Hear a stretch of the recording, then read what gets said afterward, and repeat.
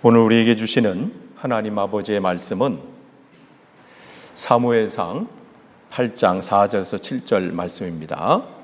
오늘 우리에게 주시는 하나님 아버지의 말씀은 사무엘상 8장 4절에서 7절 말씀을 제가 봉독에 올리겠습니다. 이스라엘 모든 장로가 모여 라마에 있는 사무엘에게 나아가서 그에게 이르되 보소서, 당신은 늙고 당신의 아들들은 당신의 행위를 따르지 아니하니 모든 나라와 같이 우리에게 왕을 세워 우리를 다스리게 하소서 한지라. 우리에게 왕을 주어 우리를 다스리게 하라 했을 때에 사무엘이 그것을 기뻐하지 아니하여 여호와께 기도하매 여호와께서 사무엘에게 이르시되 백성이 내게 한 말을 다 들으라. 이는 그들이 너를 버림이 아니요 나를 버려 자기들의 왕이 되지 못하게 함이니라. 아멘. 오늘 또 10월 18일 주일 예배에 참석하신 여러분, 또 온라인 예배로 참석하신 여러분들을 다시 한번 환영하고 축복합니다. 요즘 우리는 코로나19 감염증 상황으로 인해서 어려운 시기를 보내고 있습니다. 사실은 저보다는 일선에서 활동하시면 일하시는 여러분들이 사실은 더 힘겨운 시간들을 보낼 것으로 생각이 됩니다. 그런 가운데 또 신앙생활을 또 제대로 주님 앞에 하려고 하니 정말 어려운 시간일 것입니다. 1차 유행은 끝나고 2차 유행이 시작된다고 하는 예측이 있었는데 그 예측이 맞는 것 같습니다. 이제 9월, 10월, 11월 이 겨울을 또 어떻게 잘 지내느냐에 따라서 내년 또 봄에 또 3차 유행이 오는 것을 우리가 잘 이길 수 있느냐 아니면 그냥 무너지느냐, 또 이러한 상황 가운데 우리는 오늘을 또 맞이했습니다. 어떤 분들은 이러한 상황 속에서 긍정적인 차원에서 이거는 제2의 종교개혁이다. 예전엔 1차 종교개혁일 때는 교황을 중심으로 해서 그 사제를 해서 그 사제의 그 인간적인 조직들 그것들을 위해서 성경을 왜곡하고 또 거기에 맞게 해석하고 이랬던 것에 대한 하나님의 채찍이었다면, 이번에는 주님께서 그렇게 말씀하신 이 산에서도 말고 저 산에서도 말고 너희가 진정과 진리와 영으로 예배할 때가 온다.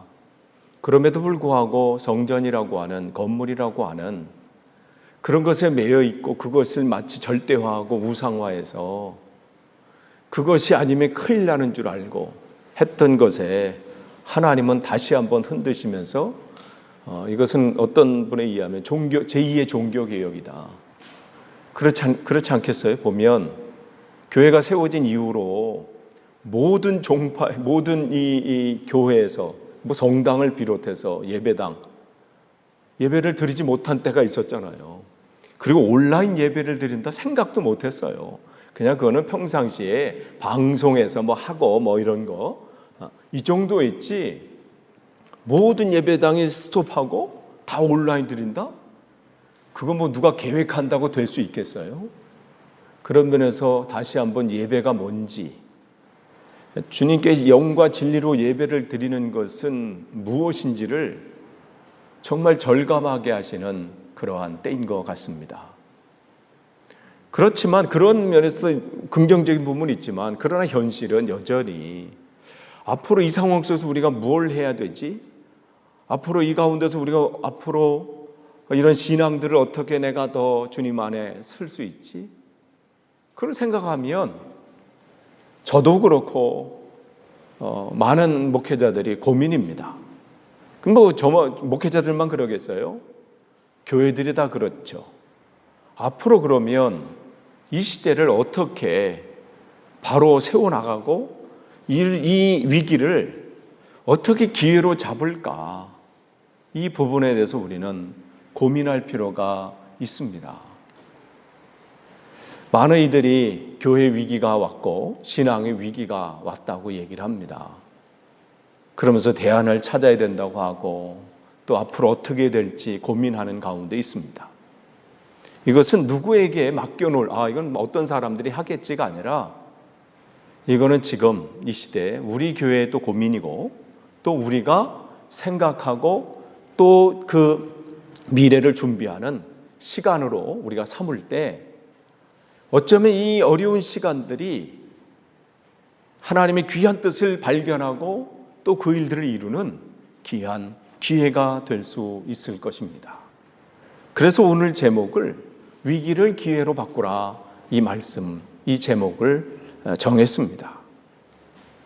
우리는 원하든 원치 않든 코로나19 이 상황으로 인해서 신앙적인 또 삶에서 위기의 시대를 맞이하고 있습니다. 그러면 이러한 시대를 살아가는 우리들은 그럼 어떤 준비를 해야 할까요? 시대가 어수선하니까 그냥 우왕좌왕 사람들이 하니까 그저 이 시대를 만난 것을 원망하고 그렇게 하면서 세월을 보낼 것인가?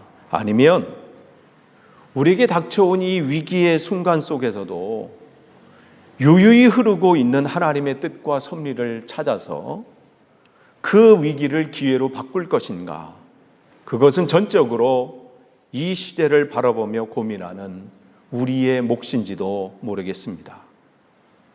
오늘 본문 사무엘상 8장 말씀을 보면 이스라엘 전체의 위기가 찾아왔습니다.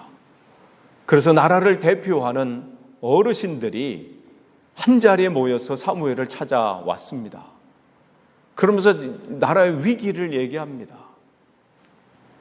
우리가 맞이하게 된 그런 위기와 똑같은 상황은 아니지만 우리는 이 본문을 통해서 그들이 맞이하게 된 그 위기 상황 속에 그들이 대처함, 또 그 상황 속에 주시는 그 하나님 말씀을 통해서 우리가 맞이한 이 위기를 이겨낼 수 있는 지혜를 얻을 수 있을 것입니다.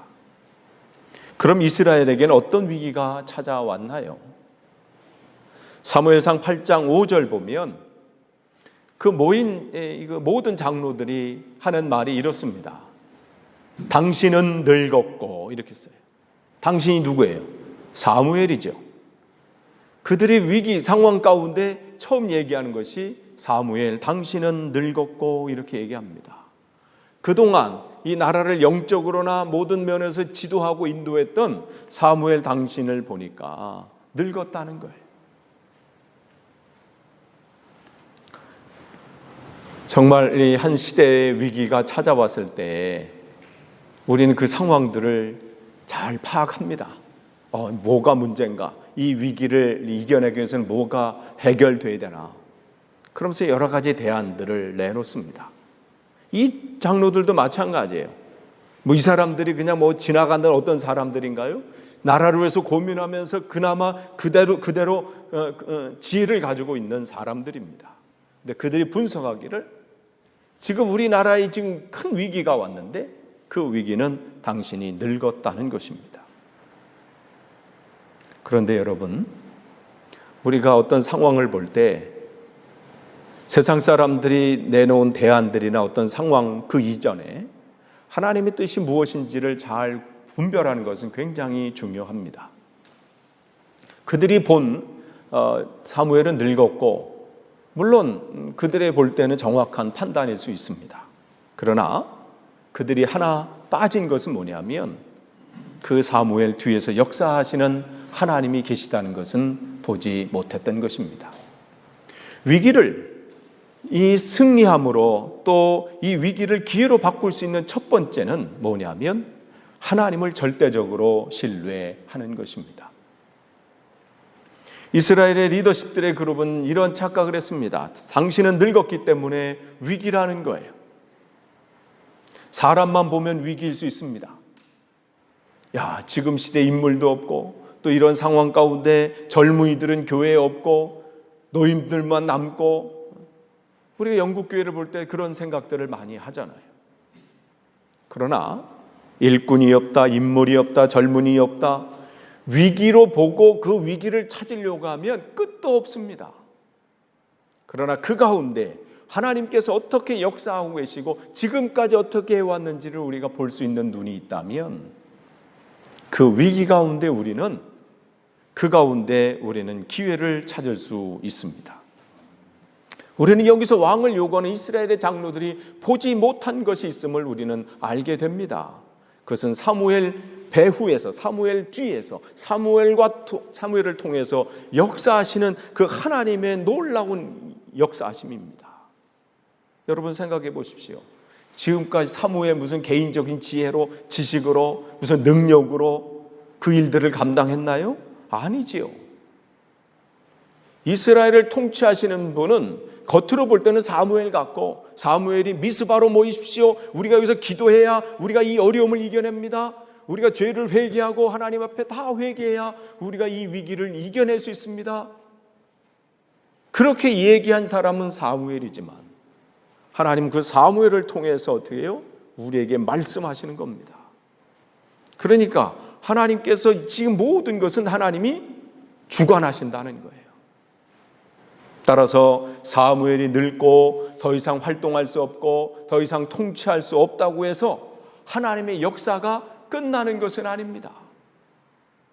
모세가 끝나면 끝났나요? 하나님은 이제 모세가 끝났으니까 하나님은 여호수아를 준비하신 하나님이에요. 시대가 그 사람이 없으면 끝난다? 이게 아닙니다. 시대마다 위기들은 왔어요. 모세가 끝나고 나서 얼마나 그들의 위기가 있겠어요. 리더자였던 여호수아조차도 자기 스스로 위기라고 생각했는데 얼마나 두려워했으면 하나님께서 두려워하지 말라고 그렇게 말씀하실 정도면 밑에 사람들은 오죽했겠어요? 12명의 정탐꾼을 보내고 12명이 와서 보고했을 때 10명은 뭐라고 했나요? 그 가나안 땅은 못 들어갑니다. 거기 들어가면 우리는 다 망합니다. 다 죽습니다. 그 사람들과 우리 비교해 보면 우리는, 그 사람들은 거인이고 우리는 메뚜기입니다. 아니 처음 박진우 집사님이 저기 9월 달이었어요. 3년 전이죠. 저기서 딱 들어왔을 때 우와, 난 90 넘는 사람을 처음 봤거든. 가까이서 92 되는 사람. 다 이렇게 잔잔하게 봤거든. 우리 교회가 다 이렇게 잔잔했어요. 다 요 정도면 끝났는데 이렇게 그런데 그보다 더 크다는 거예요. 그러니 뭐 그 앞에서 어떻게 하겠어요? 바로 안 된다는 거죠. 얼마나 큰 위기였으면 모든 백성들이 통곡했어요. 끝났다고. 끝났나요? 하나님의 역사는 그 위기 가운데도 여전히 계신다는 거예요. 그걸 그들이 못 본 겁니다. 성도 여러분, 여러분은 어떻습니까? 우리 역시 하나님의 역사를 보지 못하고 단순히 인간의 행위나 그 사건의 어떤 현상들, 나타나는 모습 때문에 불안해하고 또 걱정하고 이제 이 위기 가운데 내가 어떻게 해야 되나, 그런 것은 아닙니까? 주님께서 제자들을 먼저 배를 태워서 보내신 다음에 주님께서 기도하시고 이제 보실 때 파도가 치면서 배가 막 넘실거리는 걸 보게 되지요. 그때 물 위로 막 오시죠. 그때 제자들이 보면서 유령이라고 하면서 막 그 넘치는 파도 속에서 막 두려워합니다. 그때 주님께서 뭐라고 하시나요? 나다, 두려워하지 말아라. 그러면서 그 배에 올랐어요. 마가복음 말씀 보시면 그 뭐라고, 근데 어떻게 해요? 그 파도가 잔잔해졌다 이렇게 있어요. 성경에서 이 바다, 물, 파도, 이건 뭘 말해요? 우리의 마음을 의미합니다. 그래서 바닷물결 같이 요동하는 우리의 마음, 야고보서를 통해서 말씀하시잖아요. 그런데 그 마음속이 어떻게 해요? 주님께서 타실 때에 잔잔해졌다 그랬어요. 우리 보는 눈은 것에 우리는 위기라고 생각하면서 흔들립니다. 그런데 그 가운데도 어떻게 주님은 지켜보고 계셨다는 거예요. 주님이 계시는 한 위기는 기회로 바꿀 수 있습니다. 오늘 이들이 가지고 있던 그 위기 가운데 우리는 찬양합니다. 약한 나로 강하게. 그 찬양이 진짜 찬양이 돼야지요. 사무엘 뒤에서 역사하시는 하나님, 그 하나님은 오늘 이 시대를 살아가는 저와 여러분 속에서도 역사하시는 하나님이십니다. 그래서 우리에게 있는 이 위기는 눈으로 볼 때는 위기일 수 있지만 이 위기를 우리는 기회로 바꿀 수 있는 우리들입니다. 어린 다윗을 통해서 골리앗을 무너뜨린 하나님이 오늘 저와 여러분의 하나님이십니다. 눈에 보이는 것에 좌우되는 것이 아니라 우리를 통해서 역사하시는 하나님을 기억하십시오. 그래서 히브리서 13장 8절 말씀, 예수 그리스도는 어제나 오늘이나 영원토록 동일하시니라. 예전에 그분이 아니라는 거예요. 예전에 한때 역사하셨던 분이 아니라 오늘도 내일도 우리를 통해서 역사하실 그 하나님이십니다. 그렇기 때문에 여러분이 상황 가운데 위기다, 교회 상황이 이렇고 우리 형편이 이렇고 뭐 이런 거 준비 안 돼 있고, 그런 가운데 여러분 주님의 역사하심을 기대하십시오. 두 번째, 위기를 기회로 바꾸려면 우리가 또 준비할 것이 있습니다. 요즘 시대를 교회 위기, 전도 위기 시대라고 합니다. 그도 그럴 것이 학교에서 예수님을 전할 수 없는 시대가 됐잖아요. 특정 종교를 강요할 수 없는 상황입니다. 심지어 미션 스쿨이라고 하는 조차도 신앙교육을 하기가 무척 어렵습니다. 그러면 교회 학교, 주일학교는 어떻습니까? 일주일에 한두 시간 그 정도의 아이들의 신앙교육을 한다는 것, 어쩌면 처음부터 그 정도의 교육을 가지고 이 아이들을 신앙적으로 키운다? 그 어쩌면 무모한 일일 수 있습니다. 더군다나 요즘같이 코로나19 이 상황 속에서 교회 안에서 어린 자녀들을 위한 신앙교육은 어쩌면 불가능에 가까워 보입니다. 우리가 온라인을 통해서 한 30분 정도 뭐 이렇게 하고 있는데 과연 그런 것으로 충분할까? 아니지요. 그럼 어떻게 될까요? 학교도 그렇고 주일학교도 그렇고 점점 어려워진다면 포기해야 될까요? 오늘 본문 사무엘상 8장 5절에는 이 위기 상황을 그들이 사무엘은 늙었고 해놓고 그 다음에 또 뭐라고 얘기했냐면 당신의 아들들은 당신의 행위를 따르지 아니하니, 이렇게 이어갑니다. 당신도 늙은 것도 문제인데, 위기인데 당신의 아들은 더 위기라는 거예요. 당신의 아들을 보면 위기의 원인을 또 지적합니다. 사무엘의 아들들의 이름 요엘이죠. 요엘, 성경에 보면 요엘이라고 와 있어요. 뭐예요? 요엘은 여호와는 하나님이시다, 이런 뜻입니다. 둘째는 아비야예요. 여호와는 나의 아버지시니이다. 그 이름을 졌을 때는 그러한 소망을 가지고 이름을 졌겠지요. 우리 아들이 이렇게 성장하고 이렇게 주 안에서 교통하고 이런 은혜 가운데 거하기를. 그런데 어떻게 해요?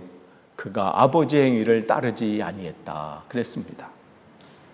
그러면 그걸 직역하면 뭐냐면 그 아들들은 아버지 사무엘의 길 안에 걷지 아니하였다, 이런 말이에요. 그럼 그 사무엘의 길은 어떤 길을 그가 걸었나요? 사무엘상 7장을 근거로 우리가 보면 사무엘은 이러한 길을 걸었습니다. 사무엘상 7장 3절 보면 그들이 어려운 상황 가운데 있을 때, 나라가 위기 가운데 있을 때 사무엘은 그걸 인간적인 걸로 말하지 않았어요. 그 말씀을 근거로 해내서 우리가 왜 이 고통을 겪는지, 왜 이 위기를 겪는지 그들에게 말씀으로 그걸 분석해 줬습니다. 너희들이 죄를 회개하고 우리가 하나님 앞에 돌아서야 한다는 것으로 그들을 가르치지요. 또한 사무엘상 7장 5절에 보면 기도와 예배의 중요성을 가르칩니다. 우리가 기도해야 된다, 그래서 분명히 가르칩니다. 또한 사무엘상 7장 12절 말씀 보면 전쟁에서 이겨났을 때 그들은 그걸로 끝난 것이 아니라 그 전쟁에 대해서 하나님 앞에 감사했습니다. 지금까지 함께 하신 그 하나님을 감사했습니다. 그것을 가르쳤습니다. 또한 사무엘상 7장 15절에서 17절 16절 말씀 보면 그 말씀 그냥 그들이 그냥 감사하고 끝난 게 아니라 계속 지역을 돌아다니면서 하나님 말씀을 가르치고 선포하고 일깨워주고 그 일들을 했습니다. 그런데 그 아들들은 왜 이럴까요? 왜 이런 일이 일어났을까? 궁금합니다. 다른 사람도 아니고 한 시대 영적으로 한 시대를 주름잡았던 그 사무엘의 자녀들은 왜 이렇게 되었을까? 저는 사무엘상 7장 15절에서 17절에서 그 힌트를 찾을 수 있다고 생각합니다. 15절 보면 사무엘이 사는 날 동안에 이스라엘을 다스렸다. 그 얘기는 늘 다니면서 목회를 한 거예요. 근데 사무엘상 7장 16절 말씀 보시면 해마다 이렇게 돼 있어요. 해마다 베델과 길갈과 미스바로 순회하여 그 모든 곳에서 이스라엘을 다스렸고, 해마다 그 중요한 지역이거든요. 이 신앙적으로 그곳을 해마다라고 하는 것은 그냥 지나가는 길에 이렇게 들른 게 아니라 거기에 충분한 시간을 할애해서 그들을 가르치고 목양하고 말씀을 전했던 그러한 이 사무엘의 모습을 보게 됩니다. 그런데 사무엘상 아까 우리가 8장 1절에 왜 그 아들들은 왜 그러지 못했을까요? 그는 그런 삶의 분주함 속에 또 사역 가운데 한 가지 놓친 게 있었습니다. 사무엘상 8장 1절 보면 사무엘이 늙음에 그의 아들들을 이스라엘의 사사로 삼으니 이렇게 되어 있어요. 여러분, 사무엘은 자신의 아들들을 이스라엘의 봉사자로 또 그 사사로 세웠지만 이것은 결코 정당화될 수 없습니다. 이 아들을 세우면 내 마인드를 가지고 잘 살 거야. 그렇게 얘기를 하면서 세습을 합니다. 그러나 더 중요한 것은 사사직은, 이 시대의 사사직은 어떤 개인이 세우는 게 아니라 하나님이 세우는 것이었습니다. 물론 이것이 이 두 아들이 무슨 이스라엘 전체를 다스리는 사사는 아니었습니다. 성경에 보면 8장 사무엘상 8장 2절에 보면 그들이 부엘세바 지역을 한 그 지역 부엘세바 지역에 사사로 이렇게 있었다. 이 얘기는 뭐냐면 이 무슨 지금으로 하면 목사가 아니라 뭐 전도사쯤 생각하시면 됩니다. 전도사. 그러니까 이 사무엘이 전체를 다 관할할 수 없으니까 부엘세바는 이쪽에서 먼 쪽이거든요. 그러니까 저 외딴 곳이에요. 그러니까 그곳까지 미칠 수 없으니까 자기 아들들을 거기를 맡긴 거죠.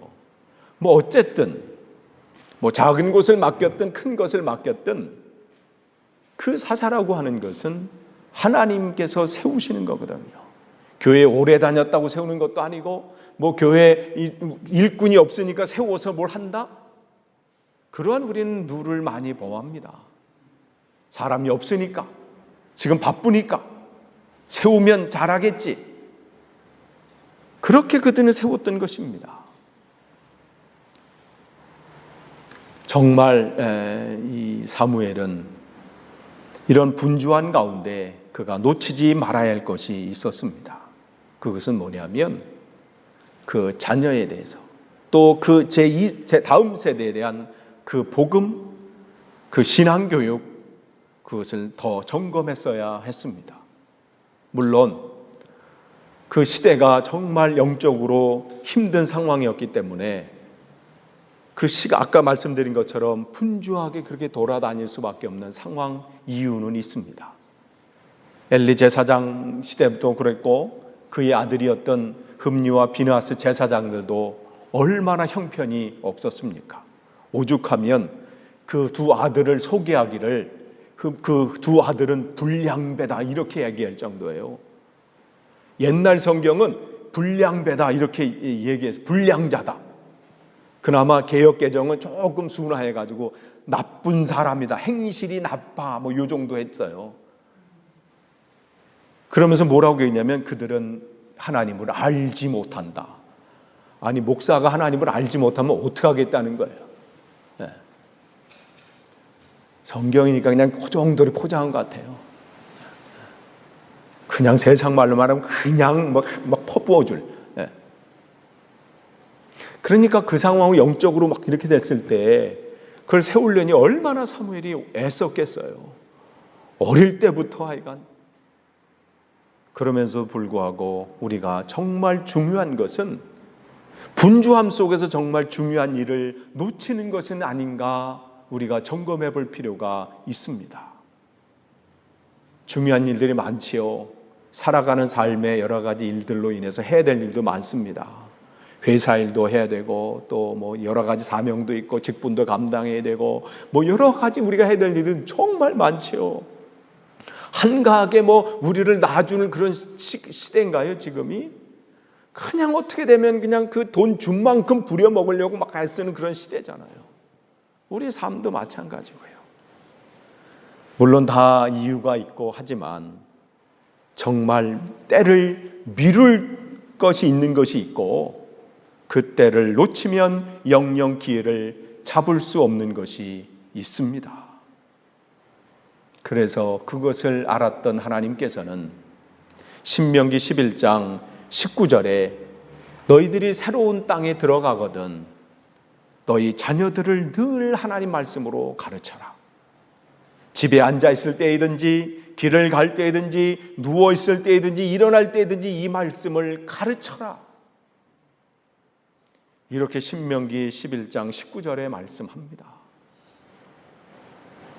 그런데 그 전에는 뭐라고 말씀해서 그 전절에는 너희는 나의 이 말을 너희 마음과 뜻에 두고 그것을 너희 손목에 메어 기호를 삼고 너희 미간에 붙여 표를 삼으며 먼저 그 부모인 너희 자신들이 말씀으로 무장을 해라.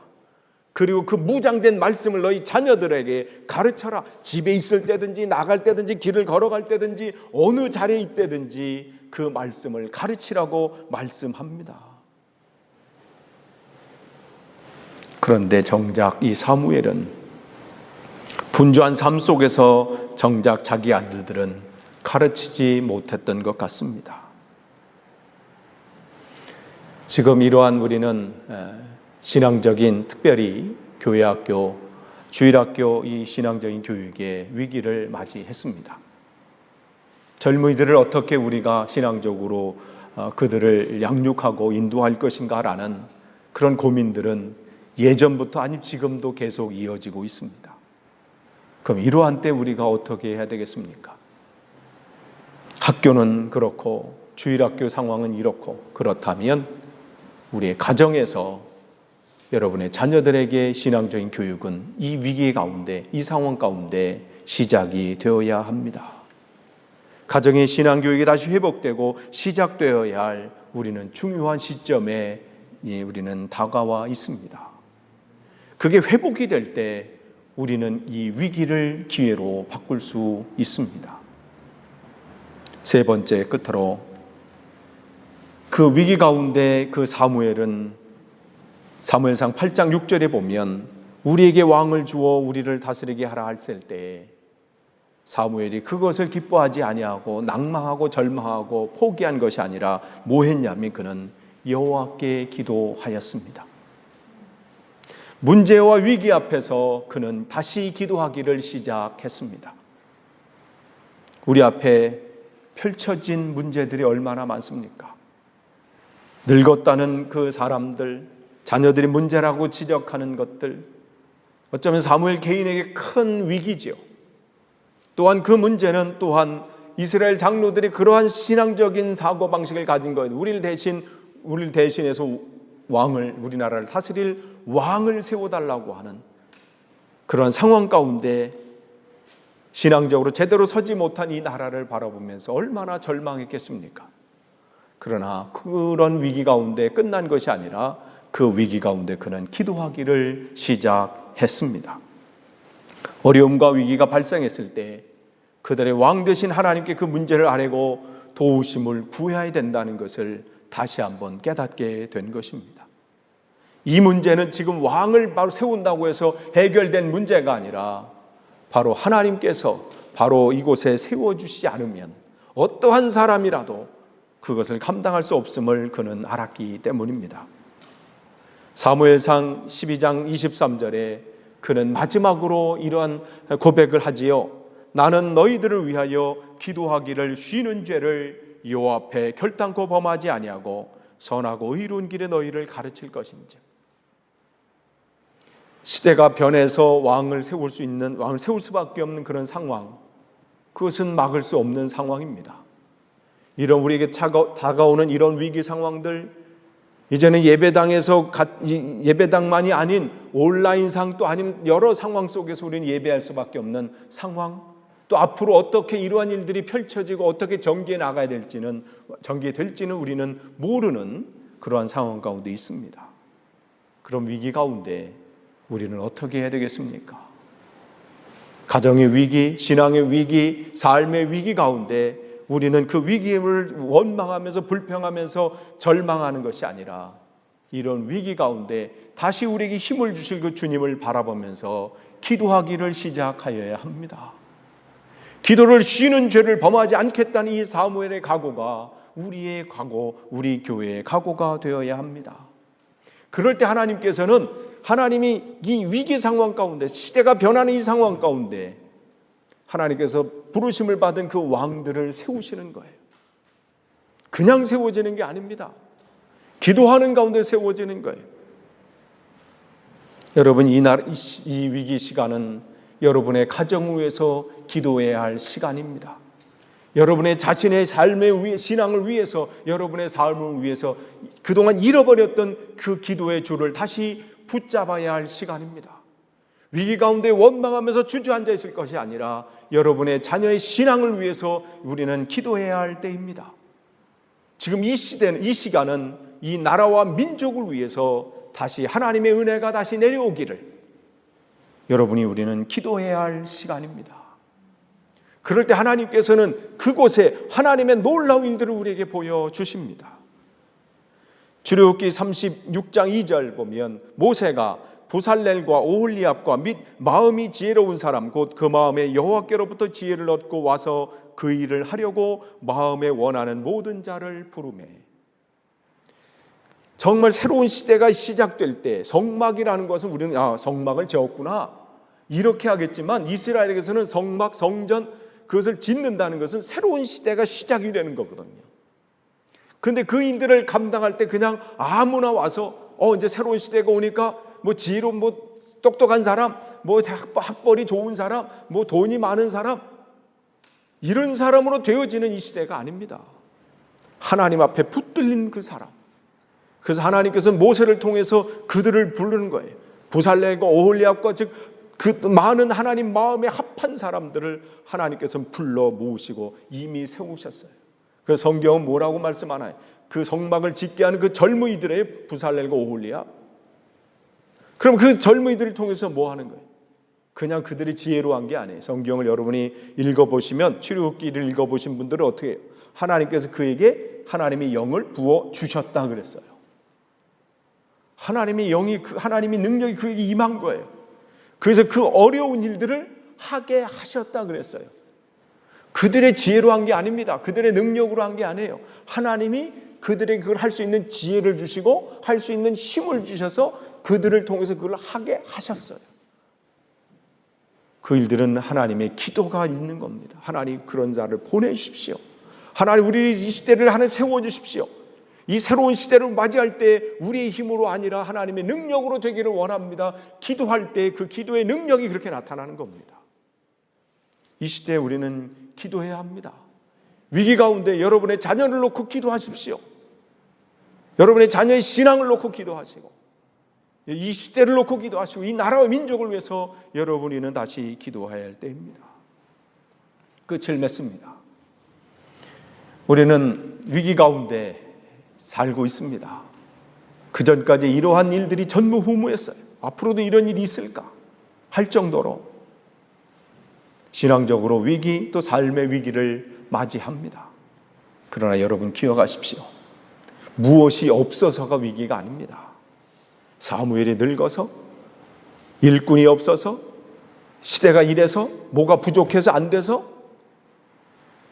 일꾼이 뭐가 부족해서가 아니라 하나님 우리가 신뢰하지 않기 때문입니다. 이 위기 가운데도 역사하신 하나님을 여러분 신뢰하십시오. 또한 이 위기 가운데 우리가 해야 될 일이 있습니다.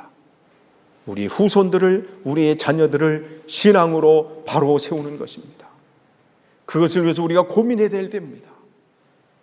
특별히 우리 교회가 각자 세우신 그 교회들이 그곳에서 우리 후손들에게, 우리 다음 세대에게 어떻게 그 신앙을 물려줄 것인가, 내 당대에 끝나는 것이 아니라 그것을 우리는 고민해야 될 때입니다. 끝으로 기도해야 할 때입니다.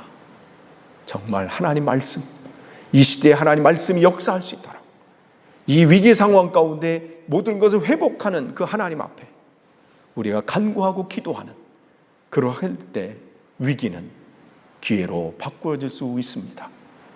위기는 기회가 될 수 있는 것입니다. 기도하겠습니다. 하나님 감사합니다. 위기 가운데 살지만 여전히 하나님이 그 역사 가운데 인도하실 것을 믿고 간구하기에 우리는 기회를 바라봅니다. 위기지만 또 그 속에서 기회로 바꿀 수 있음을 믿습니다.